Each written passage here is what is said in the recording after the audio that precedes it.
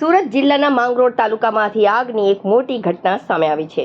પાનોલી નજીક આવેલા સુરત જિલ્લાના મહુવેજ ગામ નજીક આવેલા કચરાના એક મોટા ઢગલામાં અચાનક રહસ્યમય સંજોગોમાં ભીષણ આગ ભભૂકી ઉઠી હતી.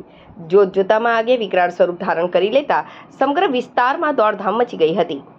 પાનોલી જીઆઈડીસીને અડીને આવેલા મહુવેજ ગામ પાસે કચરાના એક મોટા ઢગલામાં અચાનક રહસ્યમય સંજોગોમાં ભીષણ આગ ભભૂકી ઉઠી હતી.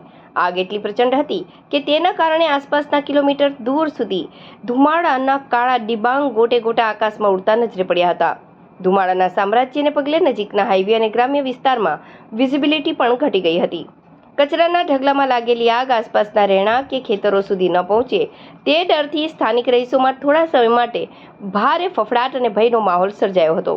કચરાના ઢગલામાં આગ કયા કારણોસર લાગી તે હજુ સુધી જાણી શકાયું નથી. પ્રાથમિક અંદાજ મુજબ ગરમીના કારણે અથવા કોઈ તણખો પડવાથી આ ઘટના બની હોઈ શકે છે.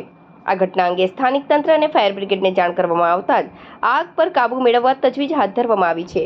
સદનસીબે આ દુર્ઘટનામાં હજુ સુધી કોઈ જાનહાનિના સમાચાર સામે આવ્યા નથી.